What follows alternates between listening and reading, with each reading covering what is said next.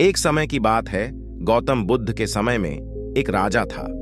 उसके पास बहुत से हाथी थे। उनमें से एक बहुत शक्तिशाली, आज्ञाकारी और युद्ध में कुशल था।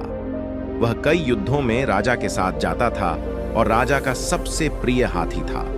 जैसे जैसे समय बीतता गया, हाथी बूढ़ा हो गया और युद्धों में भाग लेने में असमर्थ हो गया।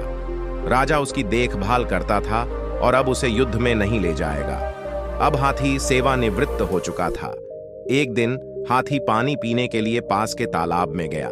अचानक उसका पैर तालाब के गहरे कीचड़ में फंस गया। हाथी ने बहुत कोशिश की लेकिन खुद को तालाब से बाहर नहीं निकाल सका। आखिरकार उसने हार मान ली और वहीं बैठ गया। जब नौकरों ने देखा कि हाथी गायब है तो उन्होंने उसे इधर उधर खोजना शुरू कर दिया और जल्द ही उन्होंने उसे तालाब में पाया। हाथी के फंसे होने की खबर राजा तक पहुंची। राजा के साथ बहुत से लोग वहां एकत्र हो गए और हाथी को उस कीचड़ भरे तालाब से निकालने के बहुत प्रयास किए गए, लेकिन सब व्यर्थ। काफी कोशिशों के बाद भी वे हाथी को तालाब से बाहर नहीं निकाल सके। अब सभी लोग आशा खोने लगे। हुआ यूं कि उसी समय गौतम बुद्ध वहां से गुजर रहे थे। लोग उनके पास गए और मदद मांगी। गौतम बुद्ध ने हाथी के बारे में पूछताछ की और फिर मौके पर पहुंचे। जब राजा ने बुद्ध को आते देखा तो उसने बुद्ध से विनती की और कहा, हे प्रभु, कृपया मेरे हाथी को बचाने में मेरी मदद करें। यह मेरे पसंदीदा हाथियों में से एक है जिसने अपने कौशल और बहादुरी से मुझे कई युद्ध जिताए हैं। कृपया कुछ करो, मैं उसके जीवन का दुखद अंत नहीं देख सकता। घटनास्थल का निरीक्षण करने के बाद बुद्ध ने एक पल के लिए सोचा और फिर उन्होंने राजा से कहा, ढोल और युद्ध के तुरही लेकर आओ।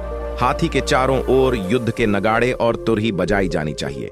राजा ने अपने सेवक से ढोल और तुरही लाने को कहा और जल्द ही ढोल और तुरही की आवाज आकाश में गूंज उठी। जैसे ही हाथी ने युद्ध के ढोल नगाड़े सुने, हाथी के हाव भाव में परिवर्तन आ गया। इससे हाथी की मनोवृत्ति में चिंगारी भड़क उठी। वह उत्साह से तुरही और गर्जना करने लगा, मानो युद्ध में भाग लेने जा रहा हो। वह कीचड़ से बाहर निकलने की कोशिश करने लगा और अगले ही पल वह कीचड़ भरे तालाब से बाहर था, जिसे देखकर वहां मौजूद सभी लोग हैरान रह गए। उन्होंने बुद्ध से पूछा, क्या यह चमत्कार है? हमने बहुत कोशिश की लेकिन फिर भी हम उसे बाहर नहीं निकाल सके, लेकिन अब हाथी अपने आप बाहर आ गया। यह कैसे संभव है? बुद्ध ने कहा, हाथी में शारीरिक क्षमता की कोई कमी नहीं थी, हमें बस उसे प्रेरित करने की जरूरत थी। क्योंकि हाथी युद्धों में जाता था लेकिन अब वह वहां जाने में सक्षम नहीं था, इसलिए उसकी इच्छा और इच्छा शक्ति खत्म हो गई। ढोल और तुरही का उपयोग करने से उसे अपना उत्साह वापस पाने में मदद मिली और इस तरह वह खुद ही कीचड़ भरे तालाब से बाहर निकलने में सक्षम हो गया।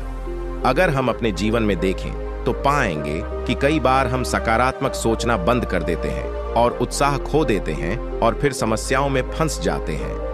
इच्छा शक्ति और उत्साह की कमी के कारण कभी कभी हम अपने जीवन में चुनौतियों का सामना करने से चूक जाते हैं। हमें अपने जीवन के उन क्षणों को याद करने की आवश्यकता है जब हमने विपरीत परिस्थितियों पर विजय प्राप्त की थी। हमें अतीत के उन क्षणों से प्रेरणा लेने की आवश्यकता है और अपना उत्साह पुनः प्राप्त करना होगा। और इस प्रकार हम अपने उत्साह और आशावाद को पुनः प्राप्त करके खुद को मुसीबतों से बाहर ला सकते हैं।